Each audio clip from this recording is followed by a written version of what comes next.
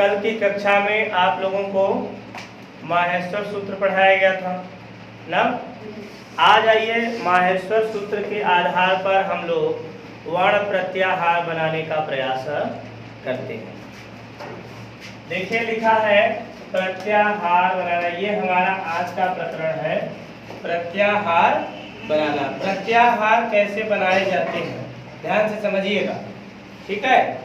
प्रत्याहार देखिए दो वर्णों के मेल से बनता है, ध्यान दीजिएगा। माहेश्वर सूत्र के दो वर्णों के मेल से क्या बनता है? प्रत्याहार बनाया जाता है, ठीक। अब आइए ध्यान देते हैं आखिर क्या कैसे बनाया जाए प्रत्याहार। प्रत्याहार कहते किसे? सबसे पहले हम लोग यह ध्यान देते हैं कि महर्षि पाणिनि जी ने एक जो सूत्र लिखा उसका क्या नाम पड़ा? माहेश्वर सूत्र। ध्यान दीजिएगा, महर्षि पाणिनि ने एक सूत्र लॉन्च किया था ना, उसका क्या नाम था? यह माहेश्वर सूत्र कुल कितने होते हैं? बोलो, 14 माहेश्वर सूत्र होते हैं। कितने होते हैं?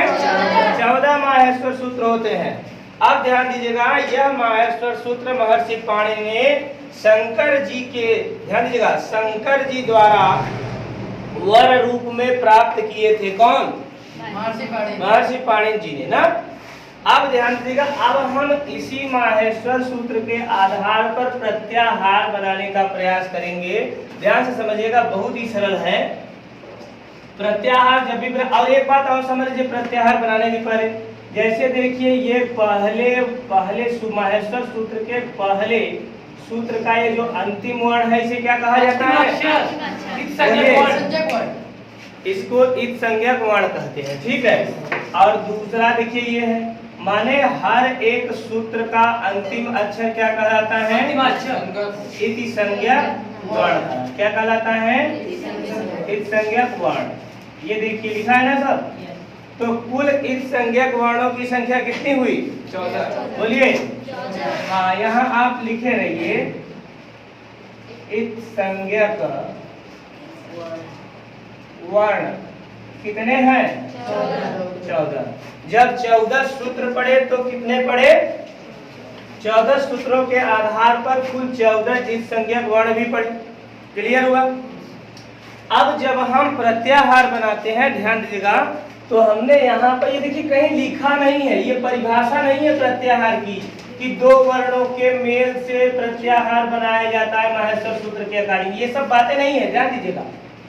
ये मैं केवल आपको दर्शाने के बताने के लिए बता रहा हूँ, समझाने के लिए बता रहा हूँ कि आयुड़ रीलरी के ओंग आय औच है वरक लड़, इस तमाम प्रकार के यहाँ हल तक जो 14 प्रकार के सूत्र हैं, इन्हीं 14 सूत्रों का जब हम प्रत्याहार बनाते हैं तो इन्हीं 14 सूत्रों का अंतिम अक्षर लेते हैं।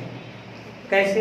बहुत ही जान लीजिएगा, आसान है, आपको थोड़ा सा दिक्कत नहीं होगा। जैसे माहेश्वर सूत्र का जो अंतिम वर्ण है इसे हम इत संज्ञक वर्ण कहते हैं। और जब हम प्रत्याहार बनाते हैं ना, ध्यान दीजिएगा, जब हम प्रत्याहार बनाते हैं तो प्रत्याहार में कुल 2 अक्षर लिए जाते हैं। क्या लिए जाते हैं? 2 अक्षर लिए जाते हैं। और ये 2 अक्षर कहाँ के होते हैं तो आप बताएंगे। ध्यान दीजिएगा, 2 अक्षरों का जो अंतिम वाला अक्षर होता है वो हमेशा माहेश्वर सूत्र के 14 सूत्रों का इत संज्ञक वर्ण होता है। क्या होता है? इत संज्ञक वर्ण होता है। ध्यान दीजिएगा, जब हम प्रत्याहार बनाते हैं, ठीक, इन प्रत्याहार में ध्यान दीजिएगा, जब हम प्रत्याहार बनाते हैं तो इन प्रत्याहारों के कुल कितने वर्ण होते हैं? 2। माने प्रत्याहार 2 वर्णों से मिलकर के बना होता है। अब ये 2 वर्ण आते कहाँ से हैं, बस यही जान लीजिए, काम खत्म। तो 2 वर्ण का जो अंतिम वाला वर्ण होता है अर्थात दूसरा वर्ण होता है वो हमेशा, बोलिए, वो हमेशा इत संज्ञक वर्ण का ही होता है। किसका होता है? अब देखिए हम प्रत्याहार बना रहे हैं, ध्यान दीजिएगा, ये हमने अड़ा लिख लिया। क्या लिख लिया? ये अड़ा लिख लिया। क्यों लिखा?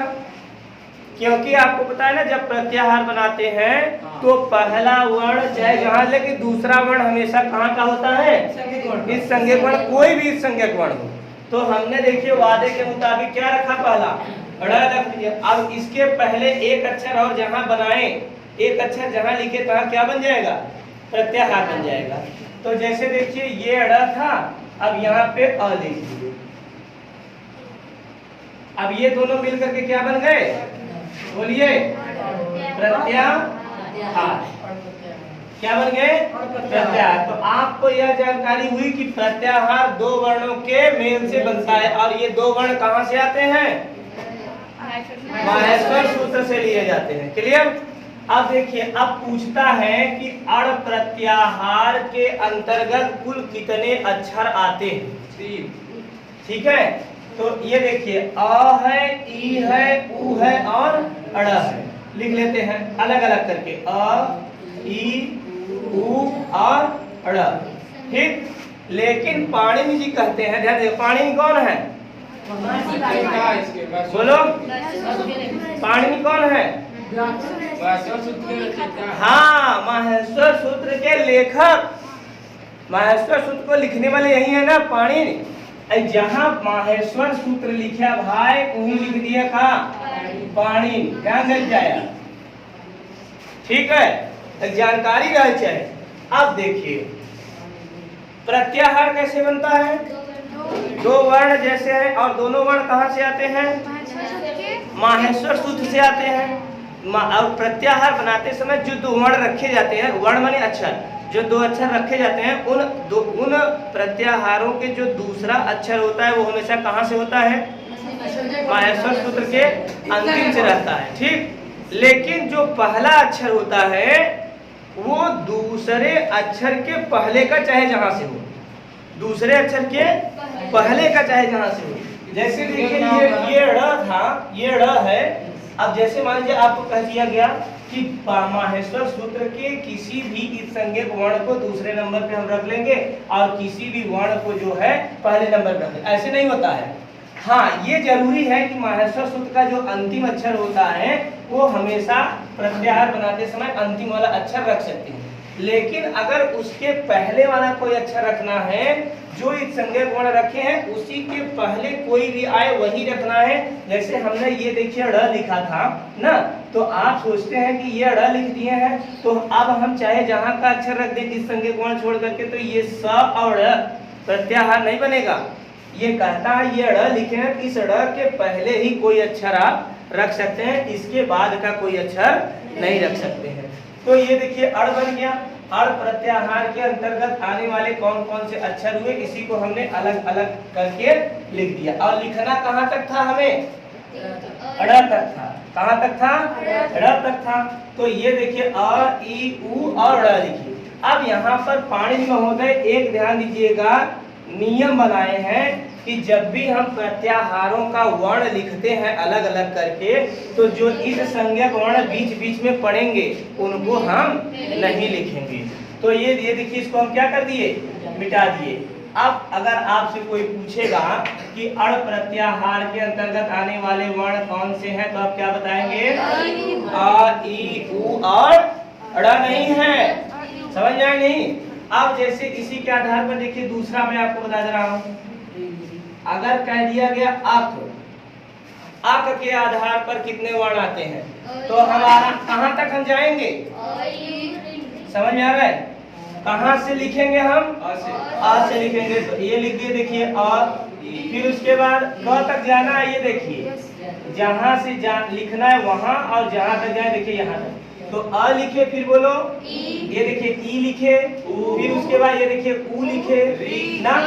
लेकिन पाणिनि ने कहा था कि इसको इत्संज्ञक वर्ण को नहीं लिखना, तो नहीं लिखे हम। और जाना कहाँ तक है हमें? जाना कहाँ तक? हमें क तक जाना है ना।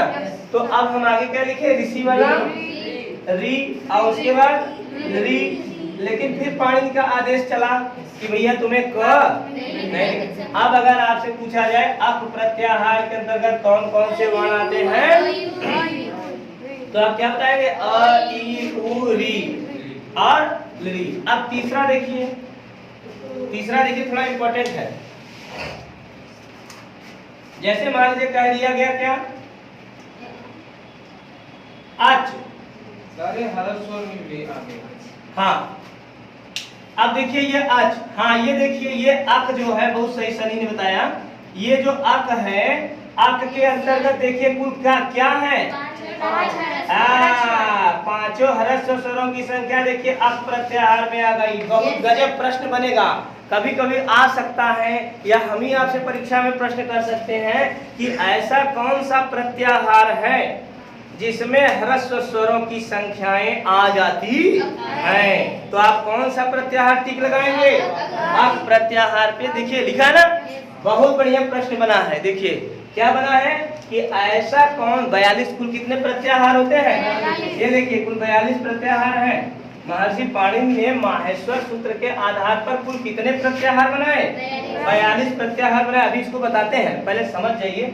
अब देखिए इसी में प्रश्न आ जाएगा कि ऐसा कौन सा प्रत्याहार है जिसमें ह्रस्व स्वरों की पूरी संख्याएं आ जाती हैं, तो कौन सा है, अक। अब आइए इसी के आधार पर अच प्रत्याहार देखते हैं। कौन सा प्रत्याहार, अच्छा अब आप लोगों को थोड़ा बहुत जानकारी हो गया, ये अच प्रत्याहार के अंतर्गत वर्ण कैसे हम गिनेंगे, बताइए। ये अच प्रत्याहार के अंतर्गत आने वाले जो वर्ण हैं इनको हम कैसे लिखेंगे, इनको लिखने के लिए किस चीज की हमें आवश्यकता पड़ेगी, बताइए। सबसे पहले आपको माहेश्वर सूत्र याद करने पड़ेंगे। जैसे मान लीजिए अगर आपके पास माहेश्वर सूत्र अगर दिमाग में नहीं है तो कॉपी से तो देख करके लिख लेंगे, किताब से देख कर लेकिन एग्जाम हॉल में कैसे लिखेंगे। इसके कहने का मतलब है आप जो है सबसे पहले क्या याद करें, माहेश्वर, और एकदम मुंह याद होना चाहिए हरीश। जैसे देखिए अच प्रत्याहार, तो सबसे पहले हम चेक करेंगे आ तो हम जाएंगे कहाँ से, कहाँ तक जाना है, च तक जाना है। तो आ ई उड़ रील रिग ए ओंग आए आओ, चौथे सूत्र के अंतिम में च हमें मिल गया, यहाँ तक हमें जाना है ना। तो ये देखिए अ ई उ लिखेंगे लेकिन ड़ नहीं लिखेंगे, अ लिख दिए, ई लिख दिए, उ लिख दिए और ड़ नहीं लिखे। और जाना कहाँ तक है भैया, क्या। अब देखिए री लिखे, फिर उसके बाद री लिखे लेकिन क नहीं लिखेंगे, सही बात है नहीं। फिर उसके बाद ए ओंग लिखेंगे ना, ए लिखेंगे, ओ लिखेंगे लेकिन अंग नहीं लिखेंगे। फिर उसके बाद आय लिख दिए और हो गया नहीं, स्वर बन गया। अब देखिए ये आपका पूरा स्वर बन गया। अब अगर आपसे पूछे कि संस्कृत में कुल स्वरों की संख्या कितनी है, 9 है, चेक कर लीजिए 1 2 3 4 5 6 7 8 और 9। संस्कृत वर्णमाला के आधार पर स्वरों की कुल कितनी संख्या होती है, क्या बताएंगे, 9 बताएंगे। ये देखिए आ गया। अब एक प्रश्न बन जाएगा कि माहेश्वर सूत्र के आधार पर ऐसा कौन सा प्रत्याहार है जिसमें संस्कृत वर्णमाला के सभी स्वर आ जाते हैं, क्या बताएंगे, अच। समझ आया। अच का एक और नाम है, बताइए, स्वर। स्वर का एक और नाम है, अच को स्वर के नाम से ही जानते हैं ना। कहीं कहीं हम स्वर न कह करके डायरेक्ट क्या कह देते हैं, अच। और व्यंजन को व्यंजन न कह करके हायवलट के ह ले लेते हैं और हल्का ल ले लेकर के क्या कह देते हैं, हल कह देते हैं। तो व्यंजन का अपर नाम क्या पड़ा, हल, और स्वर का बोलिए अच। चलिए आगे देखते हैं। अब ये समझ में आ रहा है ना प्रत्याहार। अब आगे देखिए क्या लिखा है। अब देखिए जैसे ये हम आपको बता दे रहे हैं 42 प्रत्याहार कुल महर्षि पाणिनि ने बताया था, किसके आधार पर, माहेश्वर सूत्र के आधार पर। किसके आधार पर, माहेश्वर सूत्र के आधार पर कुल प्रत्याहारों की संख्या कितनी होती है अगर पूछा जाए तो क्या बताएंगे। कहीं कहीं इसको 43 भी मानते हैं। लड़ मध्य संज्ञक जो होता है उसके आधार पर 43 प्रत्याहार माना जाता है, लेकिन वो बात अलग है। ज्यादा से ज्यादा इसी को ध्यान दीजिए कि प्रत्याहार जो है कुल कितने होते हैं, 42। देखिए कौन कौन, पहला क्या है, अक है, दूसरा अच, तीसरा अट, चौथा और अंग। अब देखा अंग, अम, अल, अस, इक, इच, इड़, उक, एंग, एच, ऐच, समझ रहे नहीं? फिर खय, फिर खर, ngम, चय, चर, छव, जस, झय, झर, झल, झस, जस, फिर देखिए बस, भस, मय, यय, यड़, यम, यय, अयर, रल, वल, वस, सर, सल, हल, हस। ये कुल प्रत्याहारों की कितनी संख्या हुई? 42। अब आपसे एक छोटा सा क्वेश्चन किया जा सकता है कि माहेश्वर सूत्र के आधार पर प्रत्याहारों की कुल कितनी संख्या है? क्या बताएंगे? 42 प्रत्याहार है। ठीक। अब प्रत्याहार दो वर्णों के मिलके बना होता है। कहाँ ये दो वर्ण होते हैं? माहेश्वर सूत्र के। माहेश्वर सूत्र के दो वर्णों से मिलकर के प्रत्याहार बनाया जाता है। प्रत्याहार में कुल दो अक्षर होते हैं। कितने अक्षर होते हैं? दो। प्रत्याहार का जो अंतिम दूसरा वाला अक्षर होता है वो हमेशा माहेश्वर सूत्र का अंतिम अक्षर होता है। ठीक है। और माहेश्वर सूत्र के अंतिम अक्षर के पहले जितने वर्ण आते हैं उन्हीं वर्णों में से कोई वर्ण लेकर के हम उसके पहले का वर्ण बना करके प्रत्याहार बना देते हैं। समझ में आया? अब देखिए इन्हीं में से आइए कुछ और कर लेते हैं। जैसे देखिए लिखा है अट। क्या लिखा है? आइए अट को हम लोग थोड़ा सा सीखते हैं। अब देखिए अट हमें लिखना कहाँ से कहाँ तक है थोड़ा बताइए माहेश्वर सूत्र देख करके। ये आयुड़ के अ से लेकर के हयवरट के ट तक हमें सब मीटर लिखना है। लेकिन इसको इसको इसको इसको और इसको छोड़कर इसको माने इस संज्ञा को वर्णों को छोड़कर आइए फटाफट लिखते हैं। बोलिए आ ई उ री ली ए ओ आए आओ सॉरी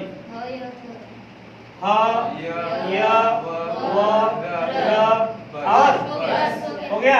हालत रहेगा। चलिए अब ध्यान दीजिएगा, एक आप लोगों को और जानकारी बता दिया जाए। जैसे ये देखिए आ ई उ री ए ओ आई औ, ये इतना आपका क्या है? स्वर है। ये कितना है? स्वर है। लेकिन इसके बाद व्यंजन आ जा रहा है और जब व्यंजन आता है तो हम ईमानदारी से ऐसे लगा देते हैं। समझ में आया? कुछ प्रत्याहार बनाने का स्टाइल समझ में आया ना? परीक्षाओं में पूछा जाता है और केवल कक्षा 9, 10, 11, 12 की परीक्षा में नहीं परेशान करेगा। जीवन भर जब तक आप पढ़ेंगे संस्कृत भाषा से, जब तक आपका नाता रहेगा तब तक ये प्रश्न आते रहेंगे और आपको नंबर दिए जाते रहेंगे। आइए अगला देखते हैं। सूरज समझ आ रहा है? आगे देखिए, आप जैसे मान लीजिए पूछ दिया गया अस प्रत्याहार। कौन सा प्रत्याहार? अस। कौन सा प्रत्याहार? अस। अब कौन खड़ा होगा? हाँ, अभिषेक कुमार। आप बताइए ये अस प्रत्याहार हम कहाँ से कहाँ तक लिखेंगे? आयुड़ के अ से लेकर आयुड़ के अ से लेकर के जब गर्दश के कैसरे नंबर तक? 10वें नंबर के बड़ा स से बड़ा स तक हम लिखेंगे पूरा वर्ण। लेकिन इन 10 इस संज्ञक वर्णों को कोई पूछेगा इन 10 इस संज्ञक वर्णों को क्यों छोड़ा जा रहा है? ये अंतिमाक्षर है। महर्षि पाणिनि ने कहा था इसको केवल बोध कराने के लिए रखा है। इस सबका स्टाफ बनाया गया है कि इसके आगे कोई अक्षर नहीं आएगा, इसलिए यहाँ पे स्टाफ बनाया गया है। अगर ये स्टाफ नहीं होता, इस संज्ञक रूपी स्टाफ नहीं होता तो हम बोलते कैसे? जैसे अड़ प्रत्याहार के अंतर्गत हमें कितने वर्ण आते हैं? फट से बता दिए अ ई उ। लेकिन अगर ड़ नहीं लिखते तो फिर कैसे पूछते? हमें तब ऐसे पूछते प्रश्न अ से ई तक लिखो, अ से यहाँ द तक लिखो, तब ऐसे प्रश्न बनता अ से द तक लिखो। अब तो डायरेक्ट कह दिए अस, तुरंत दिमाग में आ गया पहले से लेके 10। हाँ, जैसे ही कहे अस पहले से लेके 10 तुरंत याद आ गया। अस जहां लिखा अस, अस पहले से 10 तुरंत। आप बोलिए अ ई उ री।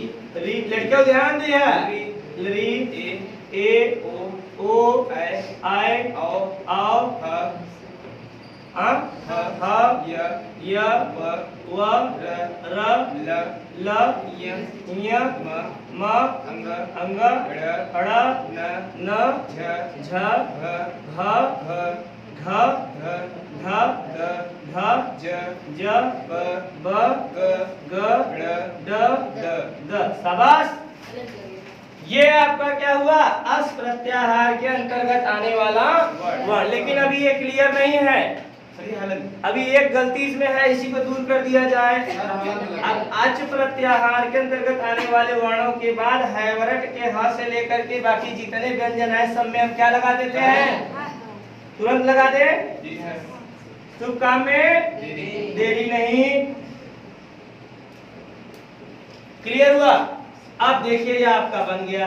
हमको पूरा उम्मीद है आप लोगों को प्रत्याहार बनाना आ गया होगा। आया है नहीं?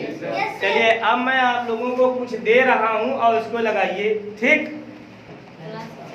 अब आइए मैं आप लोगों को कुछ देता हूं प्रत्याहार का वर्ण विन्यास करने के लिए। इसको लिख लिए ना? चलो बहुत अच्छा है। अब माहेश्वर सूत्र हम देते हैं मिटाए, यही सूत्र में नकल मार के लिखावत जल। अब लिखा जब तब आनंद आए। ज्यादा नहीं, मैं केवल 2 दे रहा हूं, बनाइए। पहला आपका है इच प्रत्याहार, फटाफट बनाओ। और दूसरा आपका है अंग, तीसरा है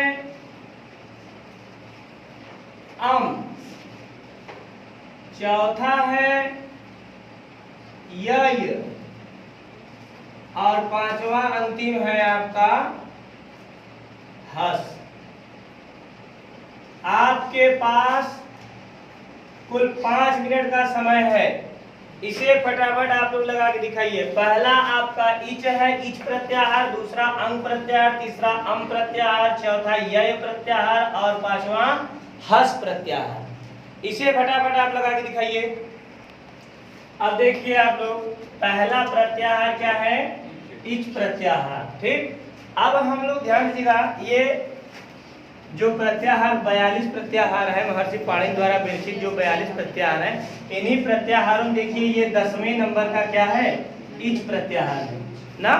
ये इच प्रत्याहार है नहीं, यही इच प्रत्याहार देखिए यहाँ दिए गए। अब इच प्रत्याहार के अंतर्गत आने वाले वर्ण हम कैसे याद करेंगे, कैसे लिखेंगे? अब पहले हम माहेश्वर सूत्र जो 14 हुआ है उसमें पहले देखेंगे ई किस सूत्र में है। तो किस सूत्र में है?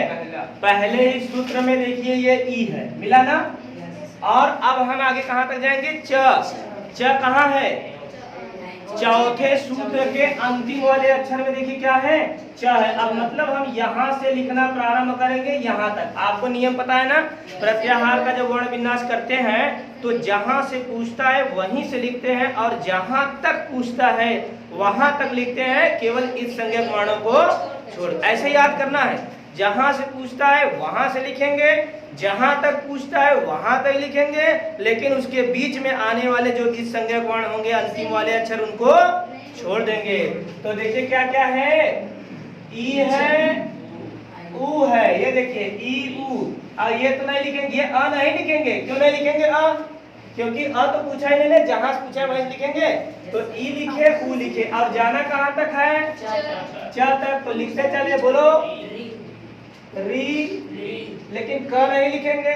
फिर उसके बाद ए ओ, लेकिन अंगा नहीं लिखेंगे, आए लिखेंगे और आओ लिखेंगे, लेकिन च नहीं लिखेंगे। ये आपका इच प्रत्याहार के अंतर्गत आने वाला वर्ण बन गया।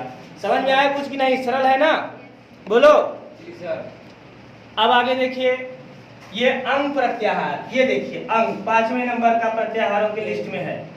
अंग कहां तक लिखेंगे? ये अ मिल गया, पहले सूत्र के अंतिम में अ मिला, और ये देखिए अंगा जो है तीसरे के अंतिम में मिल गया। यहां तक हमें लिखना है। समझ में आ रहा है? अब लिख दे क्या? अ ई उ री लरी ए लिखा जाएगा, ए ओ, आए आओ। सर ज्यादा हो जा रहा है। अच्छा हम देखत रहे तो उसमें याद बा कैसे झुकवाए पड़ा है। ये नहीं लिखा जाएगा ना? क्यों नहीं लिखा जाएगा? हरीश बताएगा, हरीश बताएगा क्यों नहीं लिखा जाएगा वो वर्ण। सर वहाँ आयु से लेकर हाँ आयु हाँ, ए ओम के अंगा तक ही जाना है हमें, आगे बढ़ेंगे तो वो गड़बड़ा जाएगा। शाबाश, बैठ जाइए। अब आइए अम प्रत्याहार। ये देखिए अम, ये 6वें नंबर पे है महर्षि पाणिनि के प्रत्याहारों की लिस्ट में, ये 6वें नंबर का अम है। आप देखिए अम कहाँ से कहाँ तक जाएंगे? ये अप आ गए और म कहाँ है? ये मंगलम का म है। क्लियर? यहाँ तक आएंगे। लिखिए अ ई उ री री ए ओ आय आओ ह य व र ल य म ङ ड़ न। क्लियर? अब देखा ही बिचवा में या अंगवा, यहाँ तक मत दिखत जाए। अब आइए ये देखिए यही प्रत्याहार महर्षि पाणिनि के, हाँ प्रत्याहारों के 42 प्रत्याहारों की लिस्ट में ये 34वें नंबर का यही प्रत्याहार। यही प्रत्याहार कहाँ से कहाँ तक लिखेंगे? अब ध्यान दीजिएगा, एक यह जो अंतिम वाला ये तो जानते हैं हम ईद संज्ञा कौन है, एक यह और आया है पहले में, वो कहाँ का है? तो हयवरट के देखिए यह है, हयवरट के यह से लेकर के और कपय के यह। क्लियर? अब आइए लिखते हैं, क्या लिखेंगे? य व र ल य म अंगा ड़ न म रहेगा? अच्छा नहीं रहेगा। झ भ ढ है, ढ ढ ज ब ग ड द ख फ छ ठ च ट क। क्लियर हुआ ना? अब इसको आप भर दीजिए। आशा है समझ में आ रहा होगा? अब ये देखिए अंतिम आया हस, ये देखिए 42वें नंबर का हस है। हयवरट का ह लेंगे, ये आदि का अक्षर होता है पहला वाला, तो हयवरट का ह और हल का अंतिम अक्षर क्या लिए? ल। यहाँ तक अब हम कहाँ तक? हाँ, क्योंकि ल नहीं पूछा है ना, ये बड़ा स पूछा है, तो 10वें नंबर तक हम लिखे। माने हयवरट कहाँ गया? ये 5वें का अंतिम, ये देख 5वें में यह मिला ना, और 10वें में हमें क्या मिला? स मिला। यहाँ तक, शाबाश, वेरी गुड। अब हम लिखेंगे क्या? ह य व र ल य म अंग ड़ न, शाबाश, झ भ ध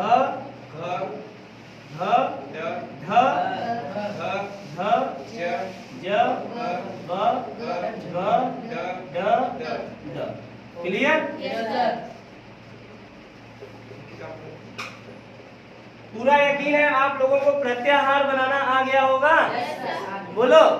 अब 42 प्रत्याहार आप लोग घर से करके लाएंगे, ये जो लिस्ट बनी है बना के लाएंगे ना? कल हम चेक करेंगे सबका, और कल आप लोगों का टेस्ट भी है, तैयारी करके आइएगा। 20 प्रश्न रहेगा और 20 अंक रहेंगे इसके। मैं पूरा लिस्ट आपको बता दे रहा हूँ, इसको लिख लीजिए। देखिए, और टेस्ट कहाँ से कहाँ तक होगा? केवल और केवल आपका संस्कृत वर्णमाला के आधार पर, ध्यान दीजिएगा, पहला क्या था?